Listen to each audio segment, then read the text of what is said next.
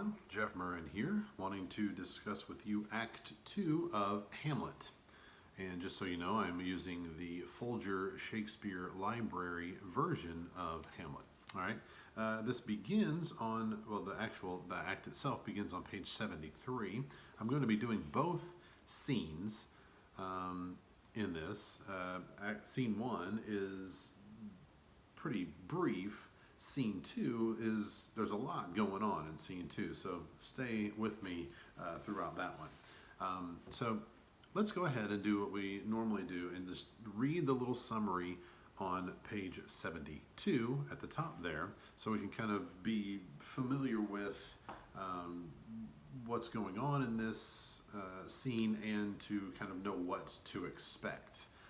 A lot of times I find that helpful to do that because the language that is in these Shakespeare plays is so vastly different from the language we use now that I think it helps to be aware, kind of on the lookout for things as they crop up rather than sort of wonder like what the heck's going on now, okay? But it says here on the top of page 72, it says Polonius sends his servant Rinaldo to Paris to question Laertes' acquaintances, all right? Ophelia enters, deeply disturbed about a visit she has just had from an apparently mad Hamlet. Polonius decides that Hamlet has been made insane by Ophelia's refusing to see him, and Polonius rushes off to tell the king. All right, so if little get us caught up to where we are here. If you remember, Polonius, advisor to King Claudius, has a son, Laertes. Laertes is going off to Paris. And so here we have Polonius sort of saying, okay, like, I want you to go check up on my son, see what he's involved in, like, learn about his friends. Like, is he actually doing what he's supposed to be doing, or is he cavorting and doing all kinds of inappropriate types of things that is going to make him look bad, make me look bad, and just be, a bad idea in general. Ophelia, you remember his... Ophelia is his daughter, and his daughter Ophelia is a sort of love interest of Hamlet, and so that is something that we remember there. And they all warned about Hamlet's affections and how much is his love actually something that is worthwhile? Is it something that is substantial? Is it something that's going to last, or is it something that she needs to be aware of and actually stay away from? And they I believe Polonius actually even goes so far as to say, just steer clear of Hamlet. All right. So, without further ado, let's get into the actual text of Act 2. And what you'll see here about line 9-ish or 8 or 9, Polonius asks Rinaldo about any danskers that are in Paris. Danskers would be what we would refer to now as the Danes. Okay. The people from Denmark who are also in Paris. Basically, do you know anybody that you can network with so that you can ask questions about how Laertes is getting along, or how he's behaving, or what he's involved in Paris? Rinaldo asks a little bit like, what do you mean? What are you looking for? Are you looking for, are you wondering about this or about that? On page 75, they have a little discussion around line 27. Rinaldo says, as gaming, my lord? Like, is he, involved in gaming or, gambling, betting on things? Is it that kind of thing you're looking for? Polonius goes on to say, or drinking, fencing, swearing, quarreling, drabbing. You may go so far, okay? It's like, whatever he might be involved in that is something of ill repute, I want to know about it. Okay, so if you know anybody, and try to look about that. Rinaldo says, my lord, that would dishonor him. It would dishonor him if he were involved in that. Polonius, faith, no. As you may reason it in the charge, you must not put another scandal on him that he is open to incontinency. That's not my meaning. But breathe his faults so quaintly that they may seem the taints of liberty, the flash and outbreak of a fiery mind, a savageness in unreclaimed blood of general assault. Okay, he's like, ask about these things, and Rinaldo says, but if I even ask about those things, would be to sort of, that would dishonor him. Like, why would I do that? unless it's obvious that we think he is up to no good, and that, itself is a dishonor. He's like, but no, don't do that. Just kind of, just look and see. Just like I'm as if you're not checking up on him, but just as though you're whimsically curious about these kinds of things. So after Rinaldo figures out how he's going to inquire other Danskers about Laertes and his behavior in Paris, he takes off. And then we see at the bottom of page 77 that Ophelia enters, okay? And we get the sense that something's just obviously the matter with her, because the very first thing Polonius says is, "How now, Ophelia, what's the matter?" Okay, so it's written all over her, obviously, that something's wrong, all right? And then, she says on the top of page 79, "Oh, my lord, I've been so affrighted." Polonius, "With what, in the name of God?" Ophelia, "My lord, as I was sewing in my closet, Lord Hamlet, with his doublet," that's his cloak or his shirt, or his doublet all unbraced, no hat upon his head, his stockings fouled, ungartered, his down gyved to his ankle, pale as his shirt, his knees knocking each other, and with a look so piteous in purport, as if he had been loosed out of hell, to speak of horrors, he comes before me. Like, just, Hamlet comes in, and his clothes are just a mess. All right, he's almost like he just got dressed in the dark and didn't even finish, and he just kind of wanders in. I don't know, and she's just like, what is going on? All right. Polonius, the last thing he says, to speak of sword, he comes before me, line 95, Polonius, mad for thy love. He really wants this, madness that he believes is going on with Hamlet to be because of Ophelia, and Ophelia, keeping him at a distance. She says, "My lord, I do not know, but truly I do fear it." Well, what said he? All right, so get this. This is Hamlet's behavior here, and check out the way he acts here. It says, "Well, he took me by the wrist and held me hard." All right. Then he goes to the length of all his arm, and with his other hand, thus o'er his brow, he falls to such perusal of my face as he would draw it. Okay, like he puts her, grabs her by the arms, and then pushes her out with one, and then goes like this and just looks at her with all intensity, as if he's just like, like as if he's going to study it enough to be able to draw it. This weird, intense stare. Okay.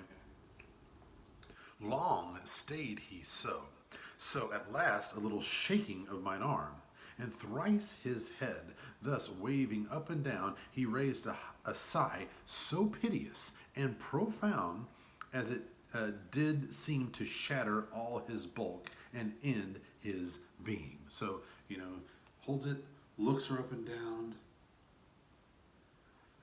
takes a big, like this big, overly exaggerated sigh.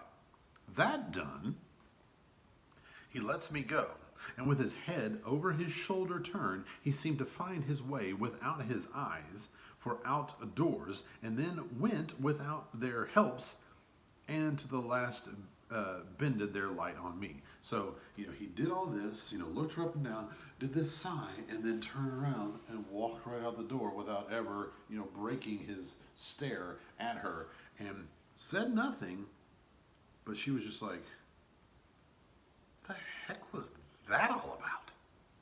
Okay. So, you'll see on page 81, where Polonius asks about line 119, have you given him any words of late? Like maybe it's something you said.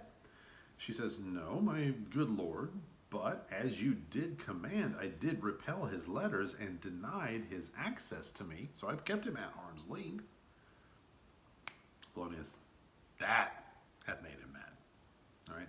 "And come, go we to the king." This is line 130. "Come, go we to the king. This must be known, which being kept close might move more grief to hide than hate to utter love. Come." All right. So basically, come on, let's go.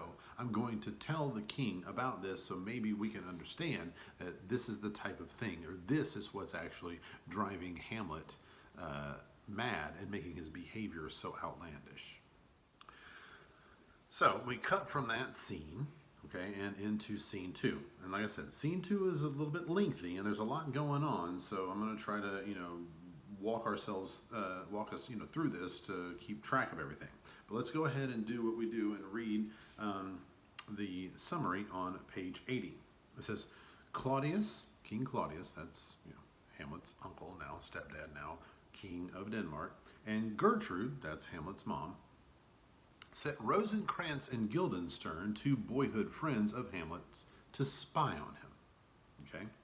When Hamlet himself enters, he is confronted first by Polonius and then by Rosencrantz and Guildenstern, whom he quickly identifies as Claudius's spies. As they talk, a company of touring actors enters, and Hamlet persuades one of them to deliver a speech and recognizes, to his shame, that he, the actor, Hamlet, has shown less intensity in avenging his father's murder than the actor has done in performance. Hamlet hopes that when the players stage the murder of Gonzago, the play there, the murder of Gonzago, for the court, he can determine whether Claudius is guilty of King Hamlet's death. Okay, so we'll kind of figure out how this all works. Okay, so let's begin with the actual text of scene 2. Okay, and that is, what we'll see is Rosencrantz and Guildenstern. Welcome, dear Rosencrantz and Guildenstern. Now, there is a great play that I admire quite a bit. Actually, I enjoy the play and I admire the playwright. His name is Tom Stoppard. He wrote a play called Rosencrantz and Guildenstern Are Dead. And there's a film version of it starring Tim Roth and Gary Oldman, and it's wonderful. It's a very strange comedy, and one of the things I think is interesting about this is a lot of times, it's not certain which one of them is Rosencrantz and which one of them is Guildenstern, and there's a reason for that. Okay, because of how they're kind of depicted here, and you'll see what I mean. And I'll point out some things that come up. They're just kind of in the play that Stopper makes, kind of bumbling idiots, so to speak. And it's interesting that he took these pretty sub characters in here. Just they don't have a huge role to play in this, and made an entire play and took Hamlet and made him like a smaller role in that play. But anyway, so we'll see Rosencrantz and Guildenstern. So on page 83, all right, beginning on line 10, this is the king, still speaking, King Claudius, says, I entreat you both, that being of so young days brought up with him, and sith so neighbored to his youth and havior, that you vouchsafe your rest here in our court some little time, so by your companies to draw him on to pleasures, and to gather so much as from occasion you may glean, whether aught to us unknown afflicts him thus, that open lies within our remedy. So basically, you guys have been raised with him. You've been with him forever. You guys were like raised up together. You are of his same age, and you understand his behavior, that we're going to ask you to kind of, get in with him and try to figure out what's going on with him. All right, you guys are the ones who are like most uniquely suited to be able to talk to him, and he won't suspect it because you guys are childhood friends. Okay, so let's see what we can gather. All right, and here I think this is interesting. If you want to look at line 35, the king says, "Thanks, Rosencrantz and gentle Guildenstern." The queen then says, "Thanks, Guildenstern and gentle Rosencrantz." Okay, and so that's one of the things I think Tom Stoppard was looking at, is this like Rosencrantz and Guildenstern, Guildenstern and Rosencrantz. They're almost like they're interchangeable. All right, and she wants. I think it's interesting. The queen goes on to say that maybe they can go visit and find out things about her too much changed son. So Hamlet isn't acting normally. Okay, so. the Rosencrantz and Guildenstern leave at the top of page 85. So as Polonius enters, he enters and tells the king that he has two things he wants to talk about. He says that the envoys, the emissaries that were sent to Norway, if you remember that, because there is this dispute still going on between Denmark and Norway. Remember, King Hamlet had killed King Fortinbras, and now young Fortinbras is going to take over, and he's really mad because he's wanting the lands that King Hamlet had taken for Denmark, okay? And they sent some envoys to speak to Fortinbras's uncle to try to get that all situated, and those envoys are back. So he says, hey, look, we've got information from them, all right? So we need to hear about that. But also I've got something to talk about because I think I know what's going on with Hamlet and why he seems like so incredibly out of sorts, all right?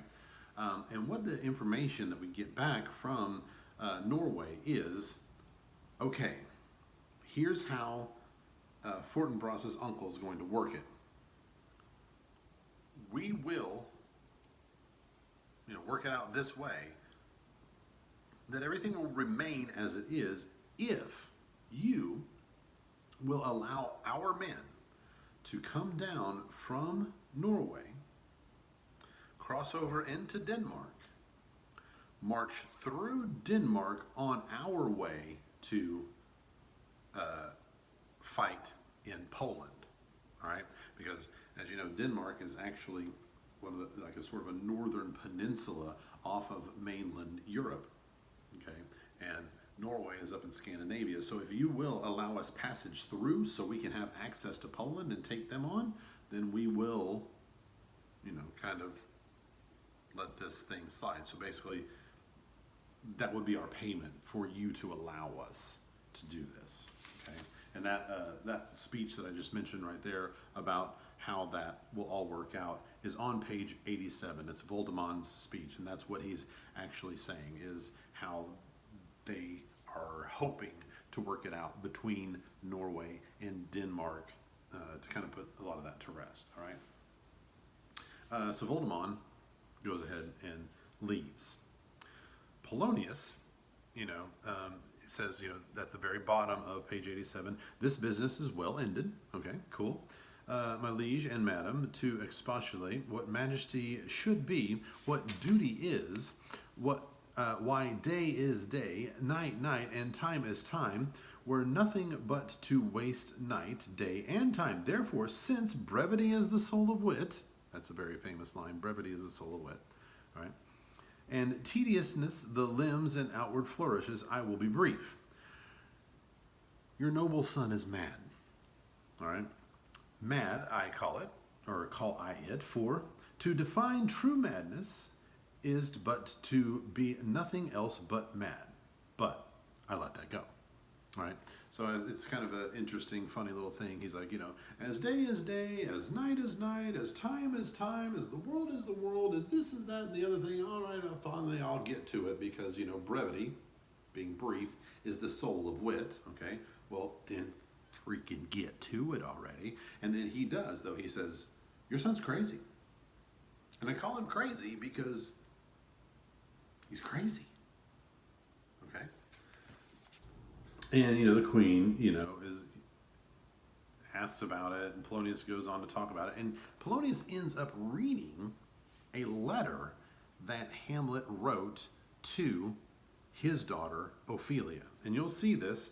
He begins to read it on line, let's say, 117. So Polonius reads, to the celestial and my soul's idol, the most beautified Ophelia. That's an ill phrase, a vile phrase. Beautified is a vile phrase, but you shall hear thus. So he goes and reads more. In her excellent white bosom, these, etc. The queen's like, come this from Hamlet to her? Like Hamlet wrote this to her? Polonius, good madam, stay a while. I'll be faithful. He reads more. Doubt thou the stars are fire. Doubt that the sun doth move. Doubt hath to be a liar, but never doubt I love. All right? Oh, dear Ophelia, the top of page 91. Oh, dear Ophelia, I am ill at these numbers. I have not art to reckon my groans, but that I love thee best. Oh, most best, believe it. Adieu, thine evermore, most dear lady, whilst this machine is to him, Hamlet. All right. So he's trying to say, look, your son is just mad in love with my daughter. My daughter's not reciprocating, and it's driving him crazy. All right. So what they plan to do to really catch Hamlet, in his own words, and really to see and view his mad behavior for themselves. All right. They come up with a plan that's on page 93. Okay. Polonius and the king.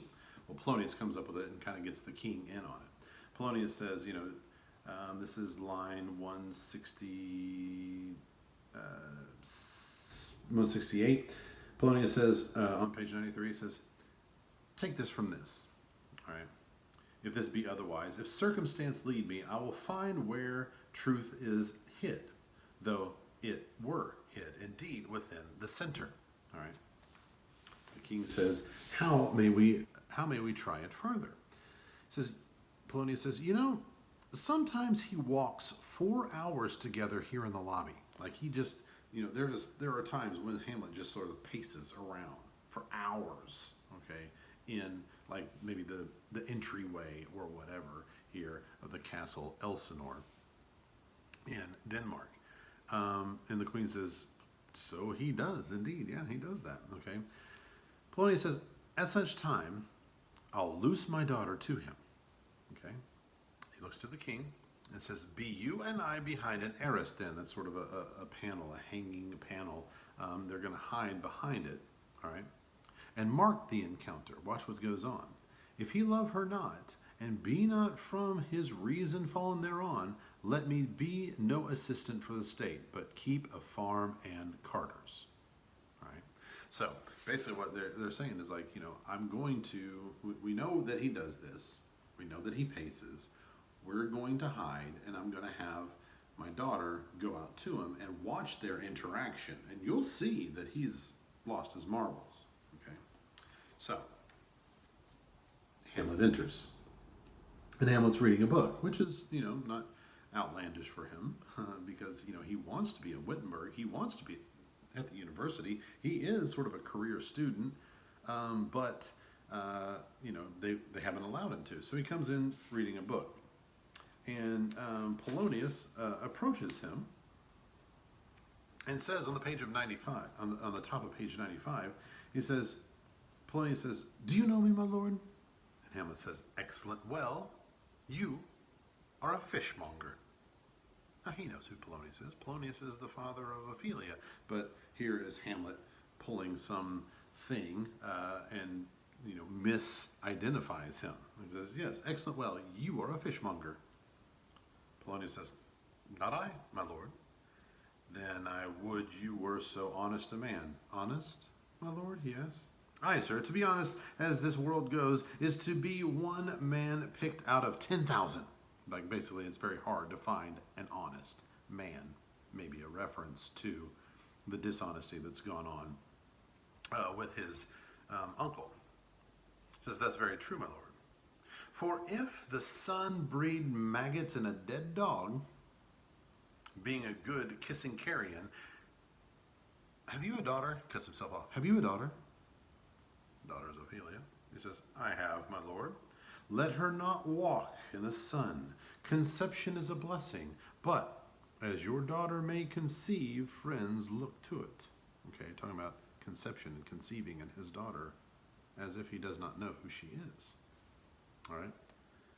So Polonius, aside, not speaking to Hamlet anymore, but more towards the audience, says, how say you by that? Still harping on my daughter, yet he knew me not at first. He said I was a fishmonger. He is far gone. And truly, in my youth, I suffered such extremity for love. Very near this, I speak to him again. "What do you read, my lord?" So he's like, let's keep this going, see how far we can go with this. He says, "So what are you reading?" And Hamlet looks through his book. Words, words, words. Okay, he's not lying. That is, he's reading words. And so Hamlet just kind of continues to mess with Polonius in this way. You know, this words, words, words, and not giving him any kind of straight answer. And Polonius is just like, what is this guy talking about? What is his problem? Why won't he just respond in a normal way? And so we could have a conversation. But, you know, Hamlet is not yet ready to let everybody in on what all's going on. You know, Hamlet knows things that they don't know. And so Hamlet is processing all of these things and figuring out how he's going to get at the truth. And truly, if you think about it, the more mad they think Hamlet is, the less likely they are to suspect that he's actually up to something, right?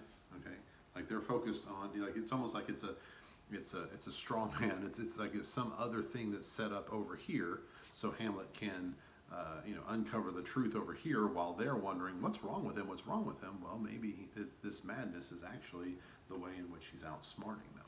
Okay, so what we see here on page 97 is Rosencrantz and Guildenstern, the ones who were supposed to spy on him. They come in and meet with Hamlet. All right, and you can see the way they all greet one another. Line 240 on page 97. You know, Guildenstern says, "My honest lord." Rosencrantz, "My most dear lord." Hamlet, "My excellent good friends, how dost thou?" Guildenstern, "Ah, Rosencrantz, good lads, how would you both?" All right. You know, as there's something I want you to see here. Okay. He's going to mention something, and then you'll see it pop up a little bit later. How do you both do? Rosencrantz, "As the indifferent children of the earth." Guildenstern, "Happy, and that we are not over happy. On fortune's cap, we are not the very button." Okay. "Nor the soles of her shoe, neither, my lord." Okay. We're right we're in this really sweet spot. We're not at the top of happiness, not down at the bottom of happiness. We are just sailing right smack through the middle. All right. So Rosencrantz says, "Neither, my lord." Hamlet says, "Then you live about her waist, or in the middle of her favors. Faith, her privates, we." All right. "In the secret parts of fortune, oh, most true, she is a strumpet. What news?" Okay, so the idea, it's a little, kind of a dirty joke. We're not up in the cap of fortune or the soles of her shoes, but right in the middle, as it were, in privates. Okay, and he refers to fortune as a strumpet. Okay, which is sort of a less than favorable way to refer to a woman. All right. Rosencrantz, it goes on and says, "What news?" he asks. And Rosencrantz says, "None, my lord, but that the world's grown honest." Okay. Hamlet, "Then is doomsday near?" All right. "But your news is not true. Let me question more in particular. What have you, my good friends, deserved at the heads of fortune, that she sends you to prison hither?" Okay. So if you guys are so fortunate, what are you doing here? All right. And refers to this place as prison. He says, "Prison, my lord?" He says, "Denmark's a prison." "Then is the world one? A goodly one, in which there are many confines, wards, and dungeons, Denmark being one of the worst." Okay, so, all right, Hamlet is admitting that, hinting, I guess, not coming outright and saying to them that, something bad is happening here in Denmark. Okay, and I want to point out something too. As I mentioned before, Rosencrantz and Guildenstern kind of being seen as flip-flopping. It doesn't make a difference which one is which. If you look on line, let's say 286, as you can see, Rosencrantz and Guildenstern, all at once, "We'll wait on you." They're even speaking at the same time. Okay, and the way it's written is just like almost like it's one person, Rosencrantz, Guildenstern. Okay. But anyway, Hamlet goes on, and on page 101, line 295 says, "Were you not sent for? Is it your own inclining? Is that free visitation? Come, come, just deal justly with me. Come, come." They speak like, come on, why are you here? All right. And it says, "What should we say, my lord? Anything but to the purpose. You were sent for, and there is a kind of confession in your looks." That's one of the problems, they sent someone that he know, two people that Hamlet knows well, and so Hamlet's like, I can tell by looking at you, okay, that something's not right, okay. It says, there's a kind of confession in your looks which your modesties have not crafted enough to color. I know the good king and queen have sent for you. To what end, my dear lord? He says, you must teach me. Okay? They're like, why would they do that? He's like, I don't know. You tell me. And then you can see down here, it doesn't take long for him to crack line 315. Guildenstern says, my lord, we were sent for. Yeah, you're right. Gotcha. Okay. So, they held out for just as long as they could, okay, with their friend who was, smarter than they. All right. And so as they continue to talk, there is a sound and a flourish, meaning that someone has shown up, and the people who have shown up to the Elsinore Castle are players, actors. Okay, during this time there were folks who traveled around from city to city, and they would set up shop in places, and they would put on a show for money, and that's how they survived during this time. And so these people are going to come up. Okay, and so as this flourish happens, we see on page 105. Line 392, where Guildenstern says, there are the players. Okay, they haven't arrived just yet, but they have arrived, but they're not actually in our scene just yet. But they have arrived to the castle. And Hamlet says, "Gentlemen," to Rosencrantz and Guildenstern, "gentlemen, you are welcome to Elsinore. Your hands come then. The appurtenance of welcome is fashion and ceremony. Let me comply with you in this garb, lest my extent to the players, which I tell you must show fairly outwards, should more appear like entertainment than yours." Okay, he's dressed in a certain way. He's like, guys, you are welcome here. I know that we've kind of been going back and forth, and I'm being very informal, whatever, but you're welcome here. Okay, and he says, and I like this because he says, "But my uncle father and aunt mother are deceived." Uncle father, aunt mother. Okay, so he's we've had this idea of incest and adultery or whatever, and he's just saying, I haven't forgotten about what's going on here, okay? And they are deceived, okay? I am in the process of deceiving them, okay? Because he's implying that he's not crazy the way that everyone believes that he is crazy, all right? On page 107, Guildenstern says, "In what, my dear lord?" Like they're deceived, in what? Hamlet says, "I am but mad north-northwest when the wind is southerly. I know a hawk from a handsaw." All right, I know what's going on. Okay, I'm crazy and I'm behaving crazy when I want to, when it suits me, but I know what's going on. Okay, I know the truth from the things I see. Okay, I want to skip over a little bit to where the players actually come in. The actors actually come in and have a conversation with Hamlet about what they are to perform. Okay, and so I'm on page 109, and I'm going to begin on line 455, where Hamlet says, "Come, give us a taste of your quality. Come, a passionate speech. Like, let's see if you guys are any good. I want to hear you give a speech, and then that will help me determine whether or not you guys are any good, and whether or not we should have you perform here." The actor asks him what speech you want me to give, and Hamlet goes on for a while and says things like, I don't know. I've seen you give a speech before, I think, and it was in a play that didn't go over very well, but I liked it,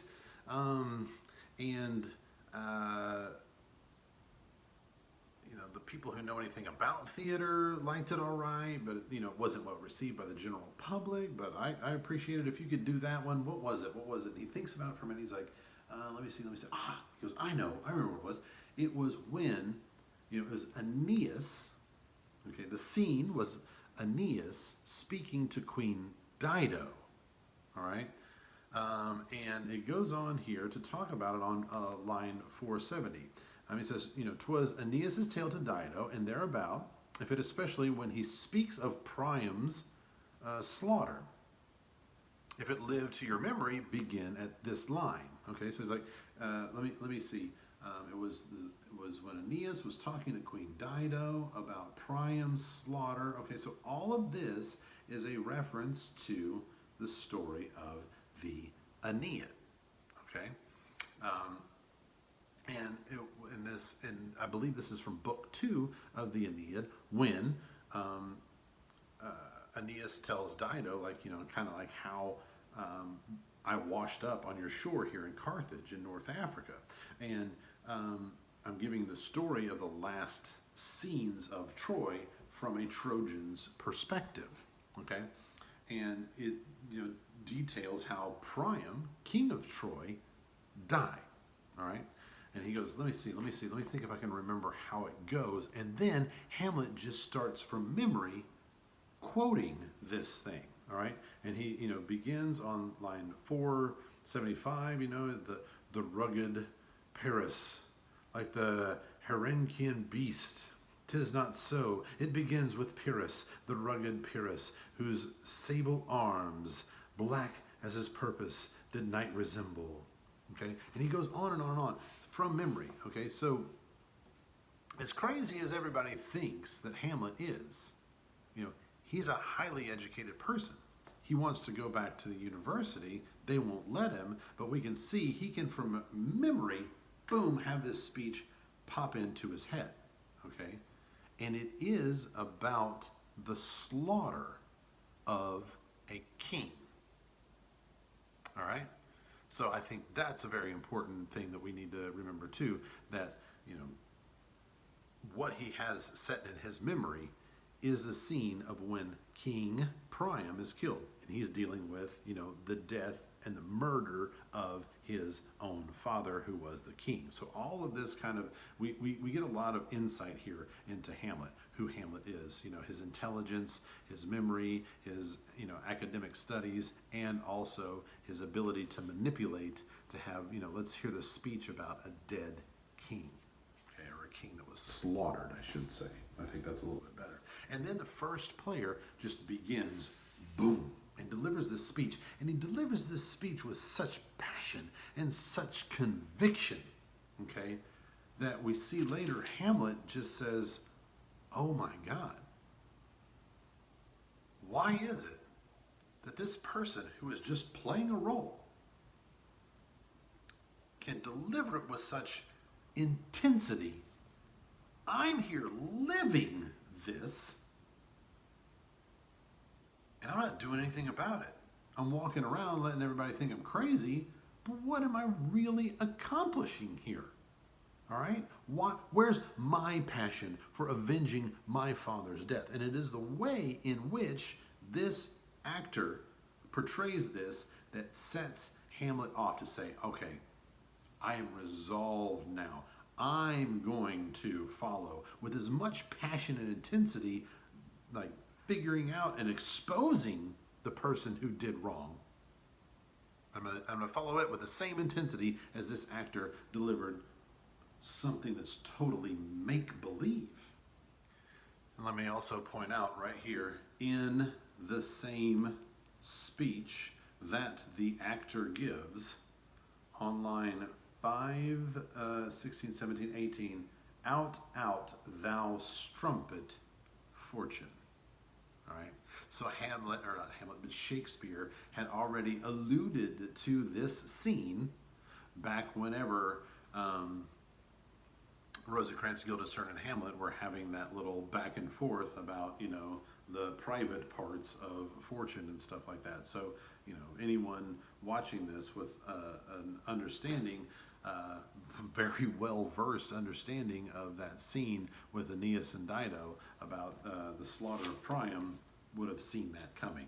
I didn't see it coming. Okay, but anyway. Then they decide that, Hamlet says, okay, you guys can stay. And this is part of what, this quick plan that comes up for Hamlet with the actors. Okay, on page 115, line 561. Hamlet says, all right, we'll hear a play tomorrow. All right. Do thou hear me, O friend? Can you play The Murder of Gonzago? Okay. Is that a play? Do you all know that one? And the player says, aye, my lord. Yeah, we know that one. He says, well, how tomorrow night? You could, for a need, study a speech of some dozen or 16 lines, which I would set down and insert in it. Could you not? Okay. Like, basically, you can do the play. Like, tomorrow you can set up, you can perform this play, right? Yeah, sure. Okay. If I were to write, a few lines, additional lines, and insert it in there, could y'all handle that? And he's like, yeah, sure. So Hamlet's going to actually insert some things into this play himself. And Hamlet says, very well, follow that, Lord, and look you, mock him not. My good friends, I'll leave you tonight. You are welcome in Elsinore. Good night, my lord. Okay, so there they go. They're going to set off and they're going to play The Murder of Gonzago, and they are going to put, Hamlet is going to insert some lines of his own in there. And beginning on page 117, we have this long speech by Hamlet here, okay, and that is his expression when he's talking to himself. He's alone and he's talking to himself, and this is when he's like, oh my gosh, that actor just knocked my socks off, and how much better is he at performing this thing that's not even real, while I'm not really doing anything about my situation, which is all too real. But then on page 118, he goes on, and we see the plan that he has devised here, okay, or that he is in the process of devising with this play, because this play is kind of it's becoming and is going to be like the plan, the main thing that Hamlet is going to use to try to capture his uncle. And in a way, not frame him, but allow his uncle to sell himself out. Okay, so he says here, let's see, lines 615, 16, 17, about 618. It says that guilty creatures sitting at play have, by the very cunning of the scene, been struck, so the soul that presently they have proclaimed their malefactions. For murder, though it have no tongue, will speak with the most miraculous organ. I'll have these players play something like The Murder of my father before mine uncle. I'll observe his looks. I'll tempt him to the quick. If he do blench, I know my course. The spirit that I have seen may be a devil, and the devil hath power to assume a pleasing shape, yea, and perhaps out of my weakness and my melancholy, as he is very potent with such spirits, abuses to damn me. I'll have grounds more relative than this. The play's the thing wherein I'll catch the conscience of the king. All right, so what he says there is, I'm going to have the actors play out the very scene of how my father died. Somebody's going to be asleep. Somebody's going to be lying down. Someone else is going to sneak in. Someone else is going to pour poison into that person's ear, and I will be there watching my uncle to see what his reaction is, because nobody knows that Claudius did that except for Claudius and now Hamlet. So if I set this up and then Claudius is watching it, he'll be like, oh no. All right, and so his reaction is truly what's going to get Hamlet to say, aha, I know what's up with you, and I'm going to expose you, and I'm going to take you down. All right, so that's his whole plan. Okay, so that's Act 2. I know there was a lot going on. I hope it wasn't too confusing for you, but anyway, continue moving forward, continue forging ahead, take a look at Act 3, annotate Act 3, and then meet me back here and I'll give you my thoughts, as disjointed as they may be, on Act 3. Okay, so until then, and as always, happy reading.